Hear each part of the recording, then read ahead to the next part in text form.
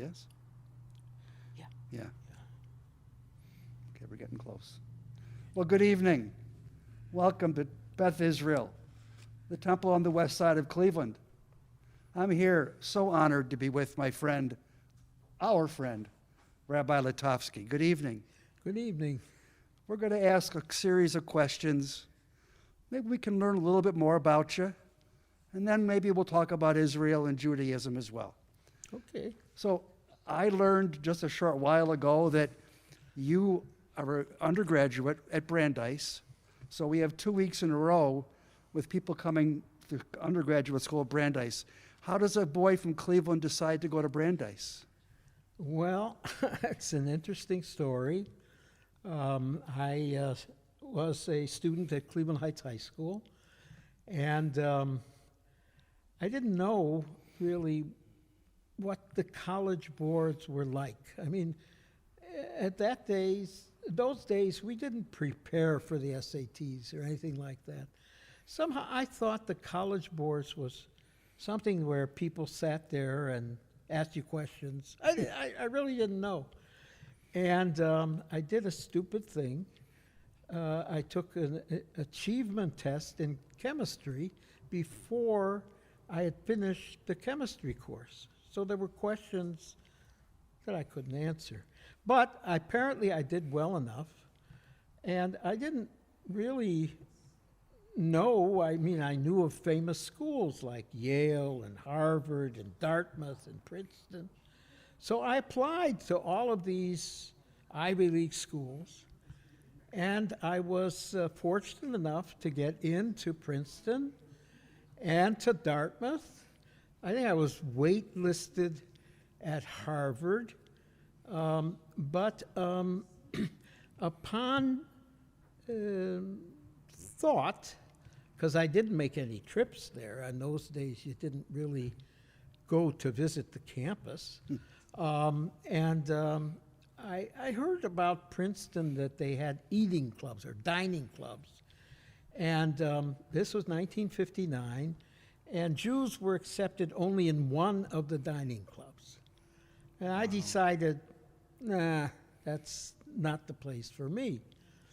And at Dartmouth, I heard that the biggest thing about Dartmouth is winter carnival, when everybody gets drunk. And I decided that that wasn't for me either. So I had applied to Brandeis, and I got in there, and I decided that was the best fit for me. My father, alav shalom, complained. He used to tell people that I looked through the book and I found the most expensive university, and that's the one I chose. I can tell you that the tuition was $750. But that was a lot of money then. Yeah. And I had really 3 years at Brandeis, because my junior year I was at the Hebrew University in Jerusalem. And they were really wonderful, wonderful years that really formed me in very significant ways. I remember very well the orientation week and meeting a number of people, including one of my roommates, who was a graduate of Bronx Science. Wow. And I felt really inferior, put it like that. And when the dean of students, who we used to joke went to bed with books, said to us at a meeting of all of the entering freshmen, "Look to your right, look to your left, one of you will not graduate." I went back to my dorm room and started to get my suitcases out to go home. I mean, I didn't really, but I really was very much, what shall I say, feeling that this is really a challenge. I ended up, my first year, I was president of the district of AZA. AZA District 2 went from Ohio all the way out to Colorado. Oh And I was president of the district. And so I had officers and so forth all over the district. And I learned to communicate with them. I remember I got something that you could use a ditto machine and type on the ditto and put this on kind of a gummy thing, and the ink from the ditto sheet would go onto that, and then you put papers onto that gummy stuff, and I could make 10 copies, and that was my way of communicating with my executive committee. I didn't do so well that first year, and I think at least a piece of that was my spending a lot of time with AZA, but probably another piece was freshman year. But I ended up graduating and doing very well. So when you're leaving high school, going away, first time you've ever been away from home? Oh, no, I'd been to camp couple years, Camp Roosevelt out here in Perry, Ohio. Of course, with AZA, we would have these conventions, and I'd be going to those. No, I had traveled. It wasn't like I was a homebody. Yeah. But of course, it's still, it was an adjustment. Yes. Having to do my own laundry and, And when did it come into your mind, I might be choosing a profession where you are today? Was that something that you longed to do even when you were younger? How did that come about? Well, that's another story. It's before that, a good deal before that. When I celebrated my bar mitzvah in 1950 at the Heights Temple, which is today B'nai Ashurin, I had been a member of the Cantors Club, which was kind of the junior choir. And Cantor Meisels, who was kind of my mentor, after my bar mitzvah at the Kiddush, he came up to me and he said, I want you to help lead the services for the High Holy Days for the kids. Wow. I was obviously only 13, and the other people leading the service were much older than I, but I participated in that. And I've discovered a number of years ago an essay that I wrote in 9th grade, and it said that I wanted to be a rabbi. So that was pretty early on.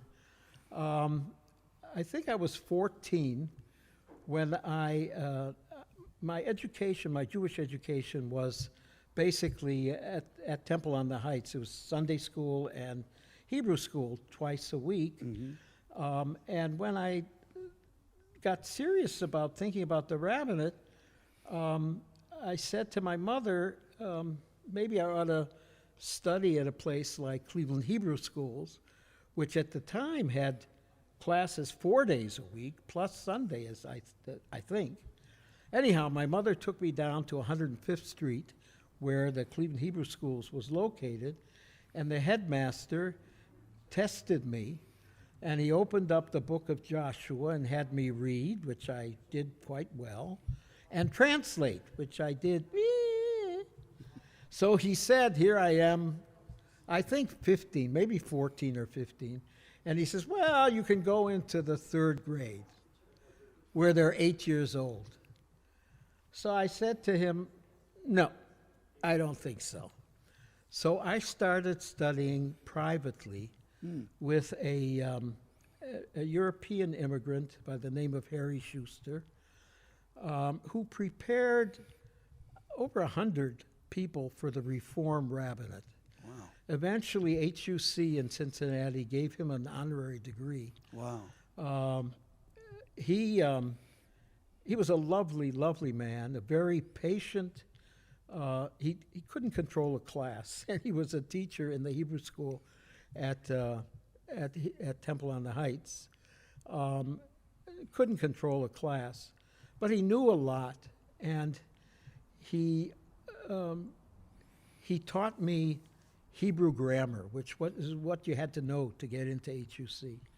And he encouraged me to be in contact with the admissions office at HUC, because he'd learned that they liked to be in contact, before you apply, to kind of, I don't know whether to guide you or at least know what you're doing in terms of what you're studying and so forth and so on. And so I did. I wrote a letter and expressed interest, and got an application. Around the same time, the assistant rabbi at Heights Temple was Pinchas Goodblatt Zal, and he kind of took an interest in me and invited me over every Shabbat to have ice cream with his kids and to stay for Havdalah. And we talked and so forth and so on. And he said, you ought to go to the Jewish Theological Seminary. You shouldn't go to HUC. So that would be Shabbat, and Sunday I would be studying with Mr. Schuster, and I would tell him that Rabbi Goodblatt said I should go to JTS. And Mr. Schuster says, what? You have to know Talmud to get into JTS. You don't even know Hebrew. Forget it. You don't know. So I continued study with him through high school, and at Brandeis I majored in Hebrew.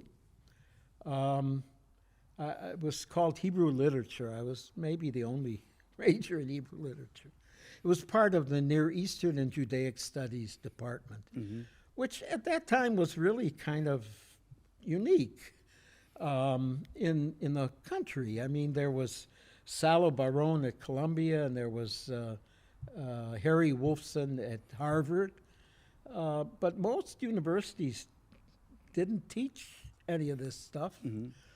But I studied there, and I studied Hebrew, and became really very close to a student a year ahead of me, who used to come to the dining hall.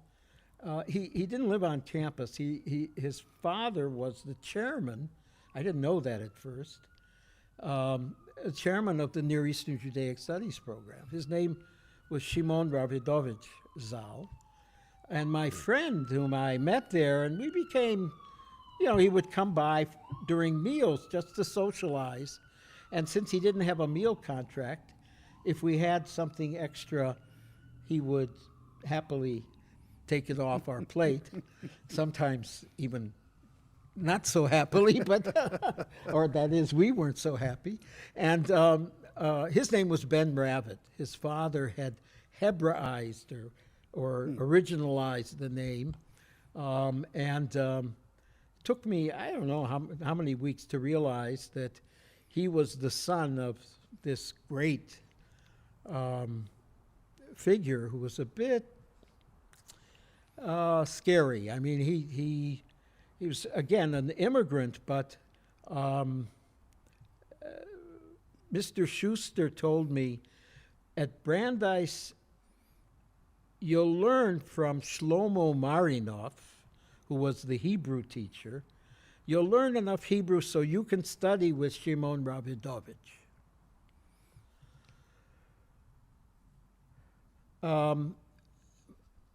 After my first year at Brandeis, I had heard about a program at Camp Ramah in Connecticut, which was for waiters, but it really was a study program. And you had to be a waiter for the 3 meals, but in between the meals, there were courses given by rabbis and advanced students, and I signed up for that. That was 1956. As president of the district of AZA, I was invited to the senior B'nai B'rith convention of District 2, which happened to be in Cincinnati. So I decided, since I had never met the director of admissions, I had written to him, but every time he was in Cleveland, I was in Waltham, outside of Boston. Yes. And every time he came to Boston, I was in Cleveland. So we never met. And here I am in Cincinnati, so I call him up. We've been corresponding, and I'm in Cincinnati for the B'nai B'rith convention. I'd like to come and meet you. Fine. So I have in my pocket of my jacket the application filled out.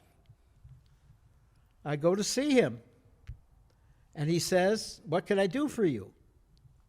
And I said, "Well, you know, we've been corresponding, and I thought it would be nice." "Well, what can I do for you?" "Well, I'm finished my first year at Brand." "Well, what can I do for you?" Well, to make a kind of a complicated story simple, that application never came out of the pocket. Is that right? And my experience at Camp Ramah of Connecticut that year changed my life and changed my direction. Wow. I did not come from a kosher home. I had never really observed Shabbat. This was the first exposure that I had really in a significant way to traditional Jewish life. And I liked it, and I wrote back to my parents that I decided that I want to keep kosher. But I said to my mother, "I don't expect you to change your dishes or anything like that. Just when I'm home, I'd like you to buy kosher meat and not to mix meat and milk for me." And my father, as I recall, wrote back and said, "Are you going to come home with a capote and a long beard too?" And I wrote back, "No." But my father, Alav Shalom, Yes. would constantly kind of say, "When are you going to make an honest living?" He didn't think much of rabbis. In fact, one time he said, "If I can't sleep, I'll go hear Rabbi Rosenthal. In 30 seconds, I'll be asleep." That was his attitude. On the other hand, my mother was quite supportive, but she was scared because she grew up at Euclid Avenue Temple, which became Fairmount Temple. So her parents were Reform. They were immigrants, but they were loyal Reform Jews, would come every Friday night and Saturday to Euclid Avenue Temple. And when I was little, I would sleep over Friday night at their house. And so they would bring me to the temple, both Friday night and Saturday, whether there was a bar mitzvah or not, they were there. And so my mother was a little concerned. And as I recall, she went to see Rabbi Horowitz, Zichrono Livracha, who was assistant rabbi at Euclid Avenue Temple. And he reassured her that I'd be okay. So when I, at the end of my sophomore year, I went to see Professor Rabidovich. I had been sitting in his class in Jewish philosophy. It was really a graduate class, but it was in English. And I sat in that class, and I knew his son, so I had a relationship with him, but not a close one at all. And I told him that I was going to the state of Israel to study. I have to say state of Israel. If you want to ask about that, I can answer that. But in any case, he said to me, "You don't have to go there to learn Hebrew. You can learn Hebrew here too." I said, "Yes, I know I can, but I think it'll be much easier and much faster there." And I was one of 27 people studying at the Hebrew University in the junior year abroad program, And what year would that have been? 1957-58. Wow. It was the second year of the program. And there were 27 of us. And it was a crucial year for me because that's really when I learned Hebrew. And that's really when I learned Talmud, how to study Talmud. Is there a time when you thought, there's nothing else I'd rather do than be a rabbi?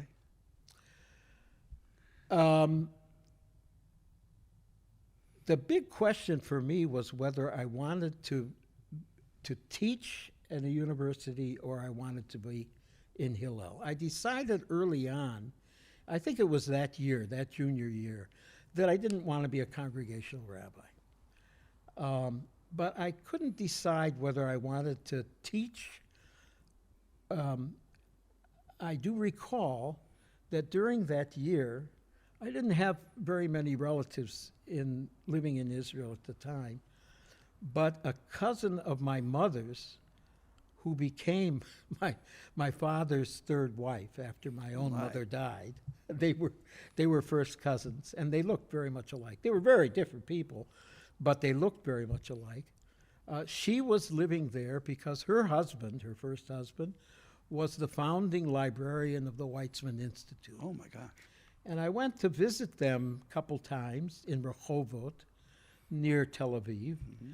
And he was the one, really, who told me about the beginnings, really, of Jewish studies programs going on in universities. Wow. And he was very excited about it. And he said, you ought to think about that. So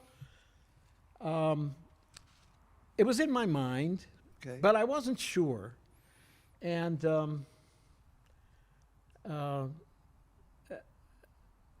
so you can ask more, and I'll tell you how that played out. But it's I never thought of really anything else. I, at one point, considered an accountancy, but that didn't appeal to me after a while. I mean, I used to like arithmetic, but I knew when to stop. I stopped at advanced algebra, and I did fine in it. And at Brandeis, I took biological science and physical science for non-science majors. Gotcha. And I did just fine, thank you. Yeah, I did the same. But I knew, I mean, I did well. Even when I recall the young professor, he was very young at the time, taught us in the physical science about numbers that were not based on 10. You know, the computers and all that stuff is 1 and 0. Don't ask me. Yeah. But in any case, I remember the girls in the class screaming because it was math. I could handle that, but not too much more. And I did well, but it was all, this, what did they used to call it, I think, at Harvard, physics for poets, or Got something it. like that. Yes. So, Yes. but I never really thought of anything else. I was troubled and debated for a long time whether I wanted to go into Hillel or whether I wanted to teach. And what took you to Buenos Aires?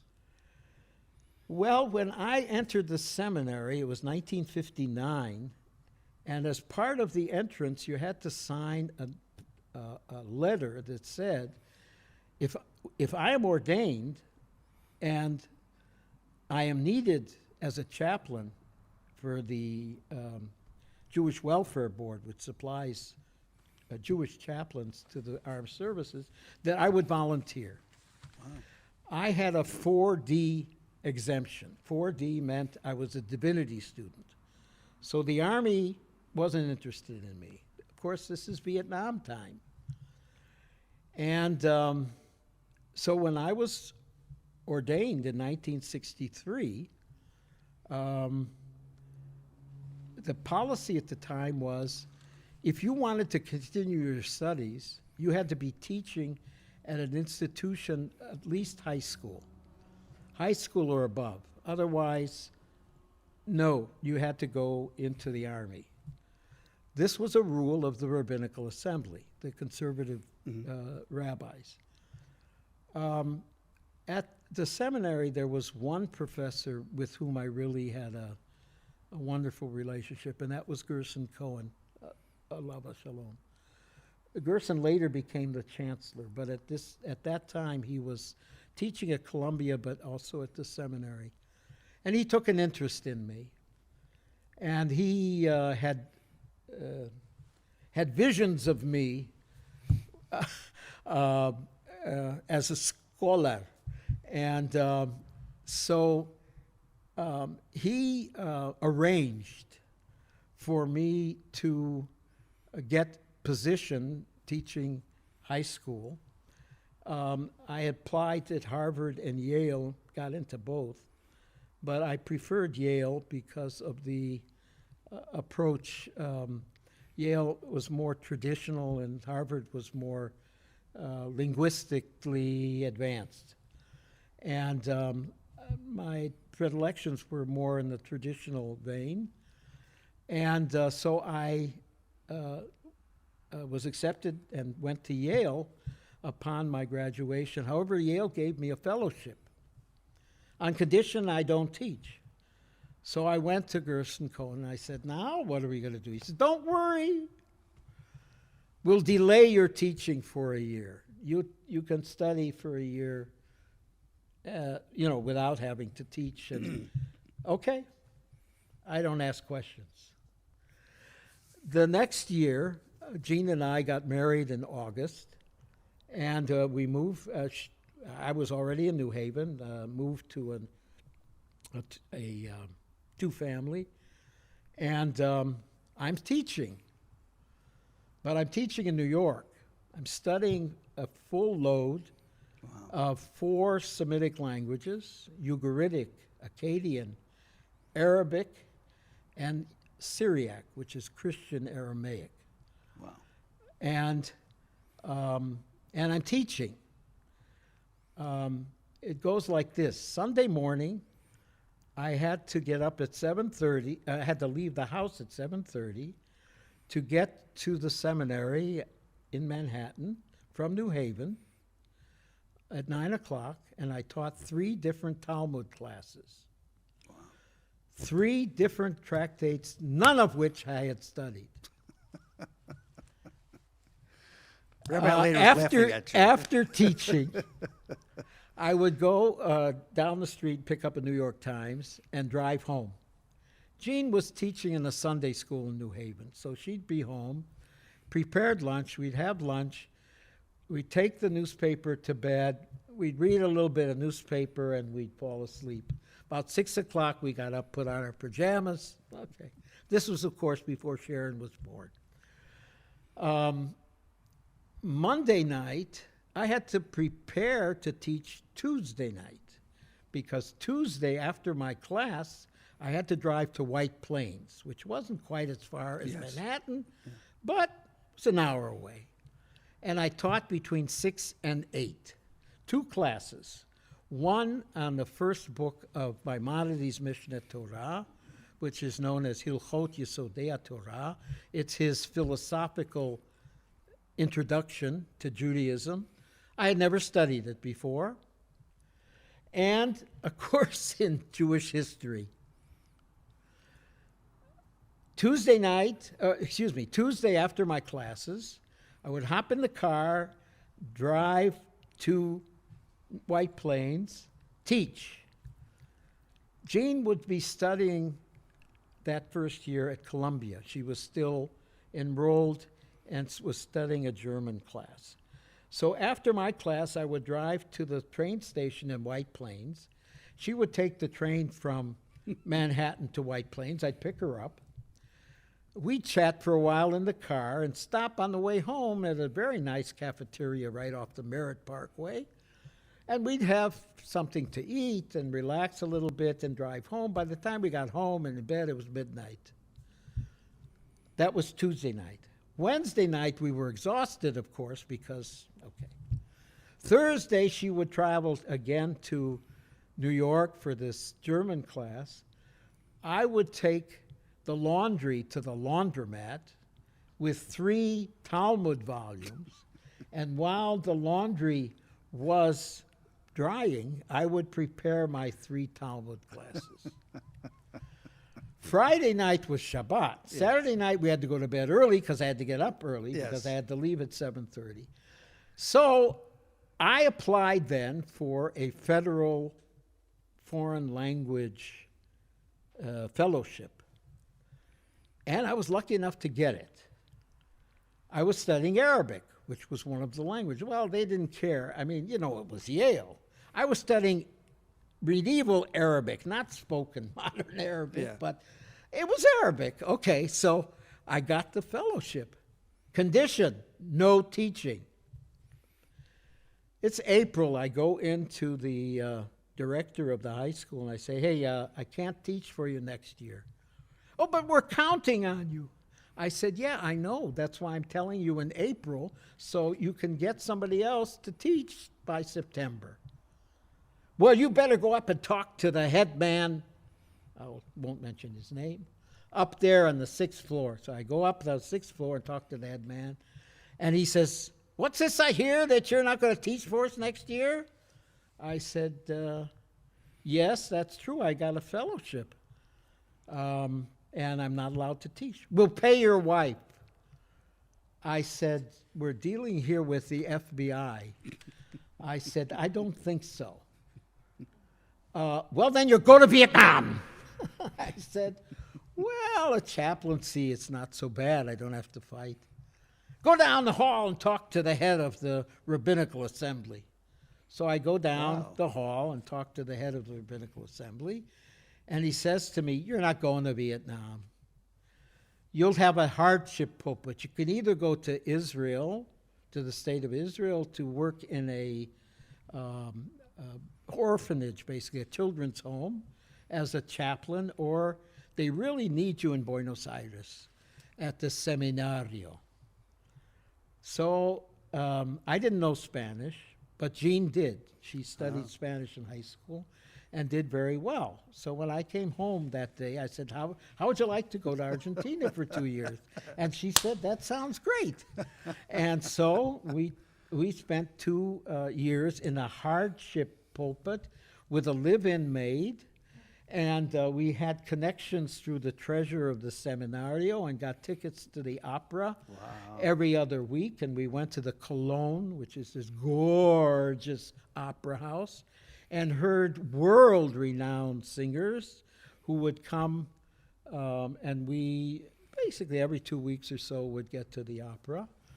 And it was, Sharon was already a baby, and we had a live-in maid who obviously spoke Spanish to her, so she was, you could say bilingual, but it was really trilingual. Some words were in English, some words were in Spanish, and some words were in Sharon. So I remember one time we went into a store where we would shop often, and the owner would give Sharon a cookie. So one time we go in there, and she says, "Coquitita, coquitita." Well, galletita in Spanish, in Argentinian Spanish, means a cookie. But of course, it was cuquitita. Sharon now speaks a beautiful Spanish because she's married to an Argentinian.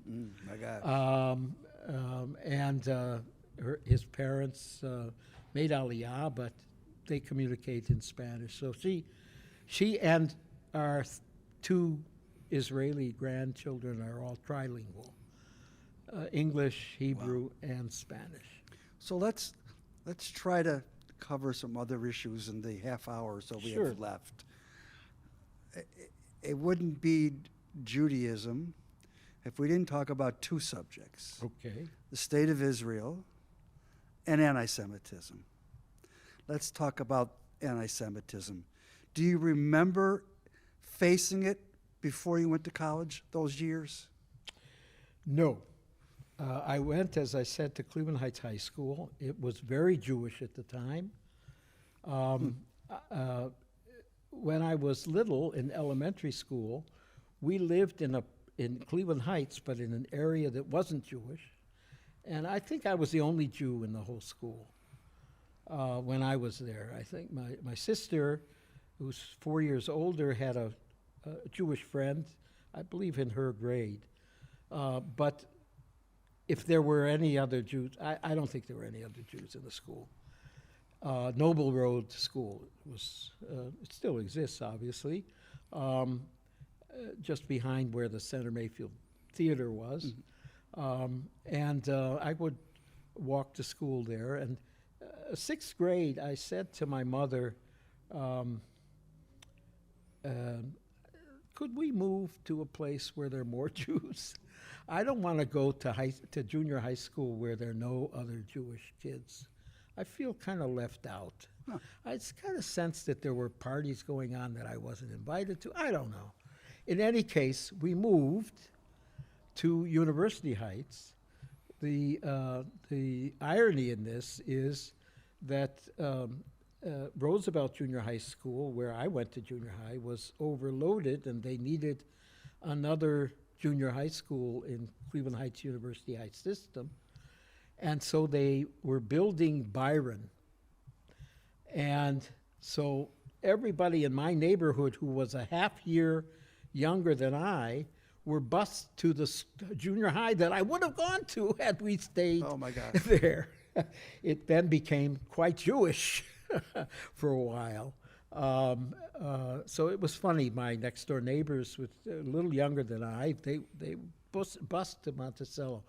But I went to Roosevelt and had a very nice junior high and high school.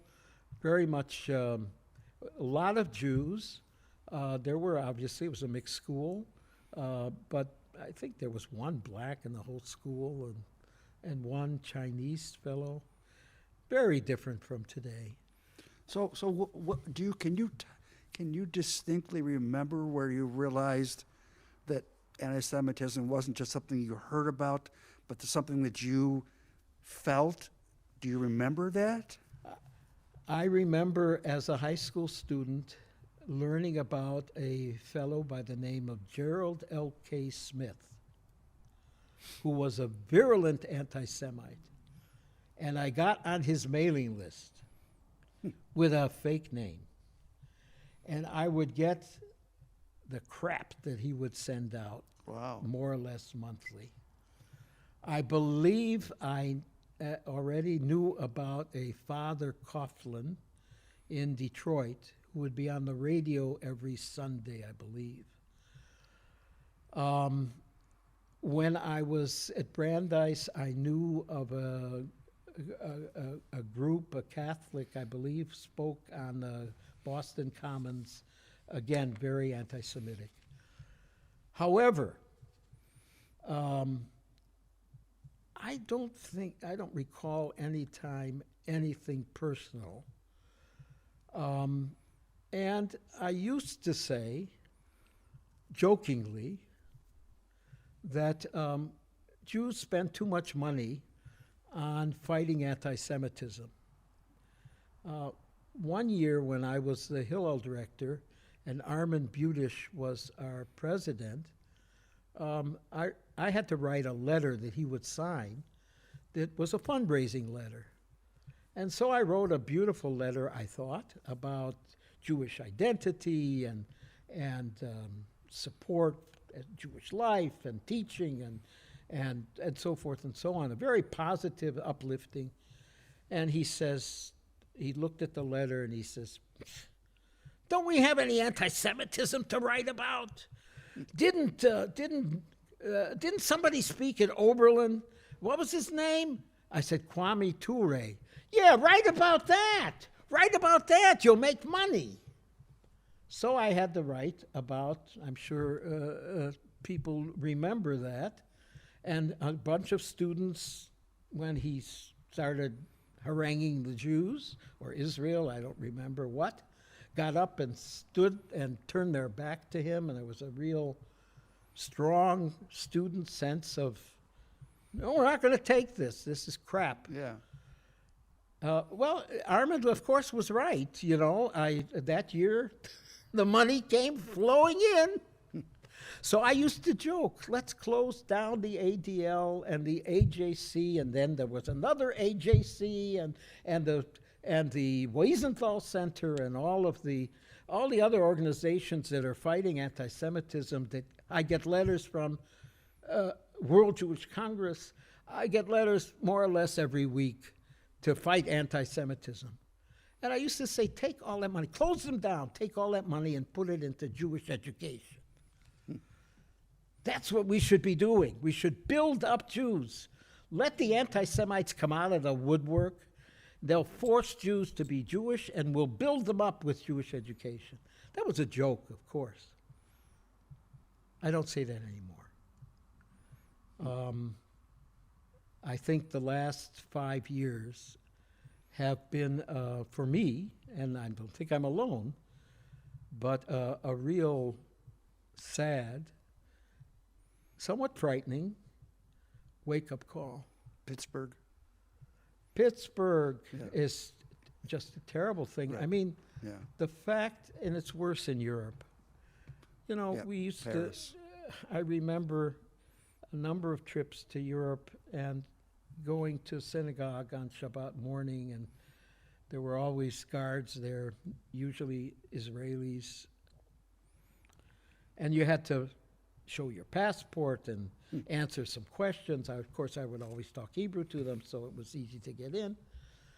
But, and I used to think, my God, to have a guard at a synagogue.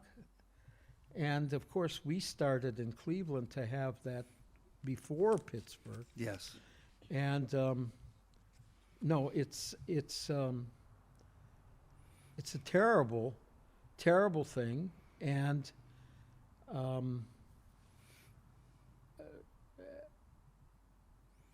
it's not going away. So let me ask a couple more questions that I know I want to get in before we get to Israel. Is there something about this incredible professional life that you've had as a rabbi that has been disappointing to you?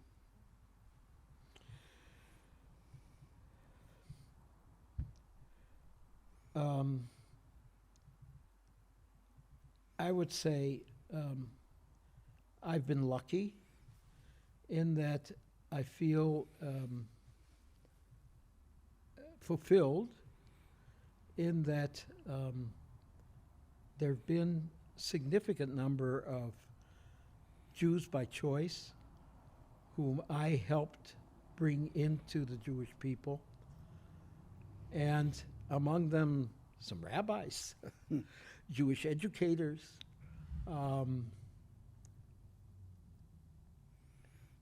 I feel also pleased and really excited about women, rabbis, and scholars. I've been learning from women Talmud scholars. And I think the rabbinate has changed. Even the Orthodox rabbinate is beginning to change, but the modern Orthodox. But it's changed, and I think it's changed much for the better. I'm excited that we're living at this time, and I'm excited that and fulfilled in that I feel fulfilled in helping some people, including Rabbi Later, to learn and to fulfill their dreams and to contribute in really wonderful, wonderful ways to the Jewish people. So, Disappointing. yes. I feel that our Jewish community is the most ignorant Jewish community in history, Jewishly. the most knowledgeable, generally, Jews have a tremendous number of college graduates, of postgraduates, and so forth and so on. In general knowledge, there's never been anything like it. In Jewish knowledge, also there's never been anything like it, because of the ignorance. I don't blame any Jews. It's a function of the way we live. In earlier days, Jews lived together. You learned most of the things, not in school. You learned them by doing them, by watching them, by osmosis. It just was natural, like you learn English, like it just came, and we don't have that anymore. So I've devoted a lot of energy to trying to entice people to learn more. I've had some success, but I feel that there's so much more that I did not accomplish. When does a rabbi, and I'm guessing this comes early on, when do you realize that this is not a job, it's a life, that you're not just going to work, that you're taking on this remarkable responsibility of your whole 24/7, 365, it is your life.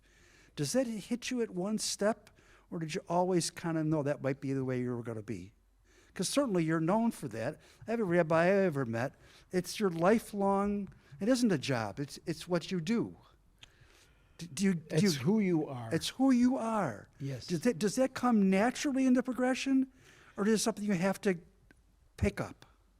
Well, at least for me, I don't know for others, but for me, it was from the beginning. From the beginning. Wow. I think it's not easy for children of rabbis, and our kids really learned that when we spent 2 summers at Olin Sang Ruby camp, a reform camp in Wisconsin, where they have a special house just for the rabbis and their families. And that's where my kids really found out what it's like to be a child of a congregational rabbi. So in Hillel, I wasn't a real rabbi, so it was okay. They didn't feel the kinds of pressures that I think are naturally on. Yeah. And my wife always would say, when people would say Rebbitzin, she would say, I'm not a Rebbitzin, I'm a librarian. Yes, I'm married to a rabbi. I want to tell you that he puts his pants on one leg at a time. But don't call me Rebbitzin, please. I don't want the honor nor the responsibilities. When somebody has learned all that you've learned, when you get up and you come up with the Bima and you're reading Leviticus chapter 14, do you read that like a 8th grader would hop on his bike? He always knows how to ride a bike, he just rides the bike. Is the reading of the Jewish liturgy that simple and straightforward for you, and has it always been that way? Certainly always not. Always all. not that way? Not at all. It depends what you mean by reading. If you mean reading it out, that is decoding the Hebrew, yeah, that I can do and have been able to do since Hebrew school. Yeah. I was a pretty good student in Hebrew school, Mm-hmm. even though I didn't know what I was saying, but I could say it, and I could say it pretty fast. We used to have to do Aleinu in 45 seconds. Now, I could do it, but I didn't know what I was saying.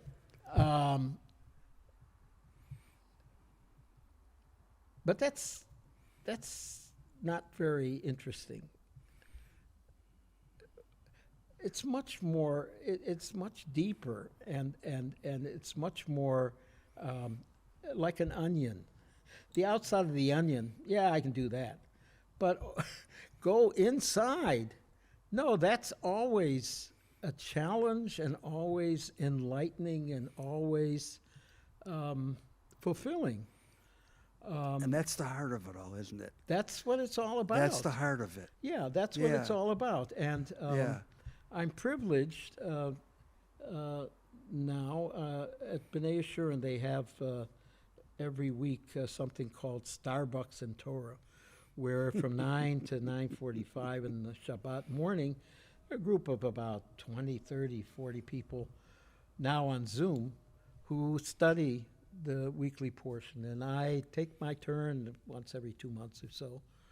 And I prepare for that, and usually I use something that I find in Rabbi Dr. Jonathan Sachs Zal's work, which I find extraordinarily profound and yet very easy to communicate.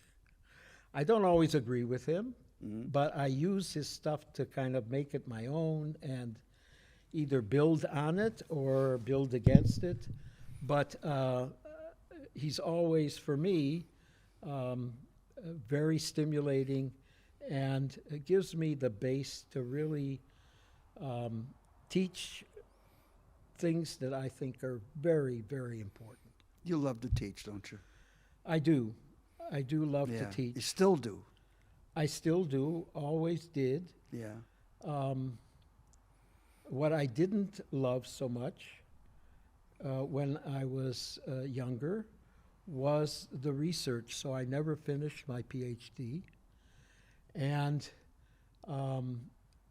if I were to stay at the University of Virginia, where I started my career after the Argentinian 2 years, I would have had to finish my PhD. And the research involved, I always, despite my teachers, I always looked upon as kind of a game. And when I discovered something that I thought was very exciting in the text, I'd be very happy. But when I would come home having talked to a student, I would be on a much higher level. Teaching. Teaching, but teaching informally, teaching, counseling, whatever it was. Yeah. And so after 3 years at the University of Virginia, I had kind of a crises the second and the third year around February, and inquired about Hillel.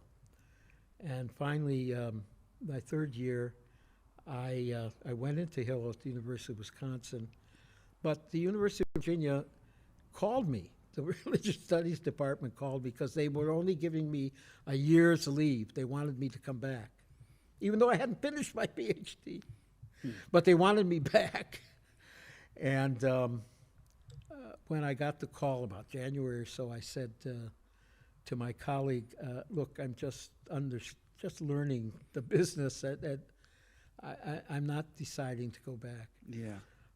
When I made the visit to inquire about Hillel and came back to Virginia, there were two options we had to leave Virginia. Charlottesville at the time wasn't very Jewish.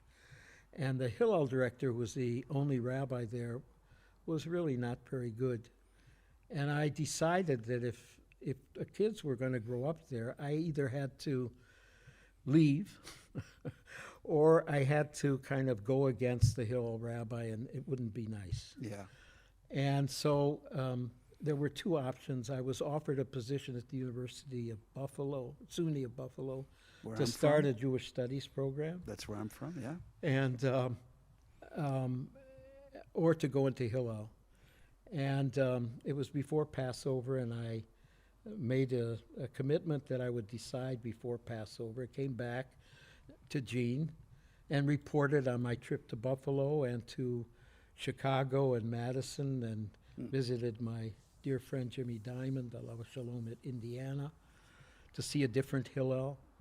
And that just coincidentally, My predecessor at Madison informed Max Tickton, who was a regional director, that he had to take permanent disability. He had a heart problem. And so Max said, "What are you doing tomorrow?" I said, "I was going to hang out with my friend Danny Leifer at the university." He said, "Why don't you take a trip up to Madison? Maybe that will be the place for you." And there you go. And that was it. So I come back to Charlottesville. I say to Jean, "What do you think?" She says, What do you think?" I said, "I think we ought to go to Buffalo." And she says, "What about Hillel?" I said, "Well, no more. I'm not going to think about Hillel anymore." And she turned to me, as she tends to do sometimes, and says, "You're lying." And there you go. So we went into Hillel. So let's cover Israel Yes, sir. in the short time that we have left. Yes, sir. Are you comfortable thinking that this new government will last? No. It's a first, and it's a strange marriage. Yes. I don't know how long it will last. I'm surprised it's last this long. I am among what Daniel Hartman calls the uncomfortable committed. He divides American Jews into committed, comfortable. Those are people who are who are very much committed to Israel and are not disturbed by anything that happens and will support Israel and the government no matter what. There are the uncommitted, uncomfortable, and those are people who don't give a damn or are anti-Israel or pro-BDS or pro-Palestinian or something like that, or Jews, who think Israel should not exist or shouldn't be a Jewish state or whatever. There are the committed uncomfortable, and that's Daniel Hartman, and that's me. I am very much committed to Israel. I have kids there. I have lots and lots of friends there, very dear friends, and it's our country, and we are so privileged to be living at the time when we do have a country, and I think every single Jew ought to go at least once to experience that, to understand, to better understand what's going on there and why life there is so different for everybody who lives there than living here as a Jew. They don't have the slightest idea what reform, conservative, the vast majority. They didn't experience that. Their parents didn't experience it. Such things didn't exist in the Islamic world, didn't exist in the Russian Orthodox world. So they don't know, they don't understand anything about us. And I, of course, speak Hebrew, and so I listen to occasionally or several times a week, I listen to the Israeli news. I read mostly in English, but I read the Israeli press.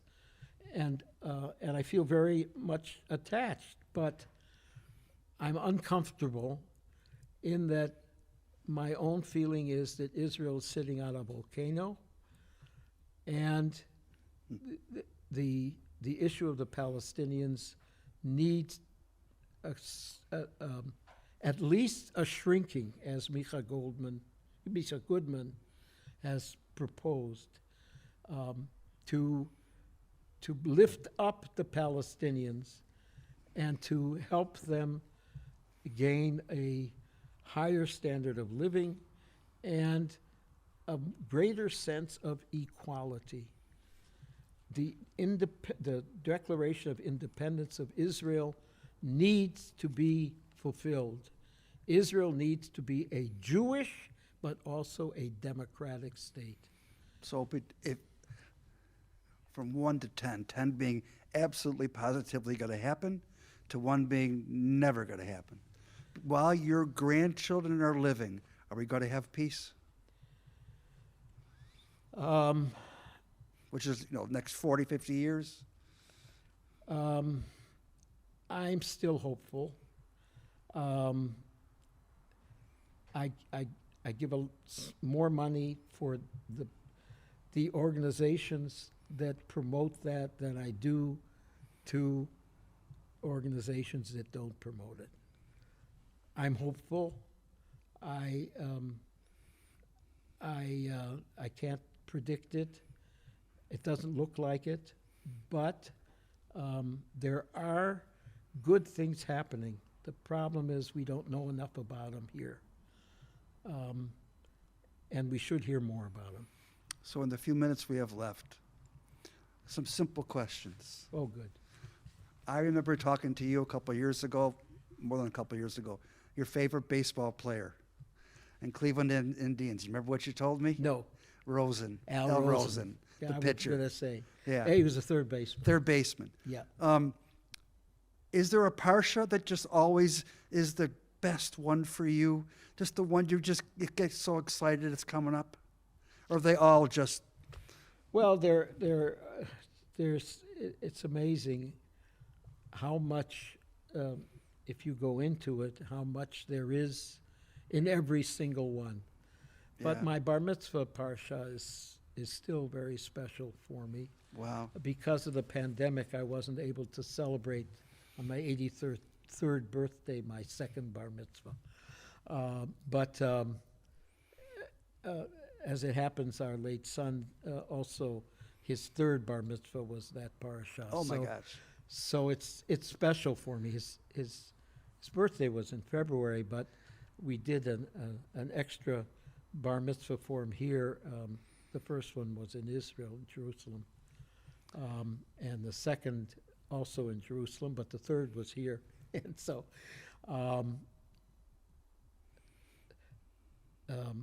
Shalach Lecha is special because of the memory of, as a kid. Yeah. Of course, I have taught all 3 of my children and the 3 local grandchildren for their B'nai Mitzvah. And so when those parshiot come around, they're also kind of special because of the memories. So here we are. You gave us 13 years of your life in this congregation. I think people, if they've watched this evening, can learn how blessed we really were those years, Rabbi. And that you are continuing to have this amazing energy for what you've spent your whole life doing. You made the right choices, didn't you? You made the right choices. You married the right woman. That's always the key, in my opinion. And you made a choice when you were 15 years old to give your life to what you have found great happiness with. That puts you in a pretty unique situation, you know? I feel very, very blessed. Well, you've earned it. Well, some of it I'll accept that, but you're not in complete control. And Gene used to say, if you take a pulpit, you will be out of there the first board meeting. And the fact that this congregation could stomach me, and that I could enjoy it so much and have 13 really wonderful years, says something about this congregation too. I think this congregation is really, really special. Well, thank you. And when people, I recall that somebody in the congregation was moving to the east side, and she came to me and she said, "We want a congregation on the east side, just like the West Temple." And I said, "Sorry, it doesn't exist." Well, I want to close with something I closed with last week. about Justice Brandeis, because you fit this definition so well. William O. Douglas, who was also a U.S. Supreme Court Justice, mentioned this after he had been sworn in. We all know Brandeis was the first Jew to take the bench. William O. Douglas said the following: Brandeis was a militant crusader for social justice, whoever his opponent might be. He was dangerous not only because of his brilliance, his arithmetic, and his courage. He was dangerous because he was incorruptible. And you, my friend, are the kind of person that led your life, not afraid to do what was right, not afraid to lead, and never afraid to teach. And everybody is blessed to have been touched by you. Thank you. And thank you all very much for what has been such a special moment with this incredibly special man. Next month, we will have another special guest. Dean Fisher from the law school will be here. You may remember he was Lieutenant Governor and the Ohio Attorney General. He will be sitting here, center stage at Beth Israel. Thank you very much.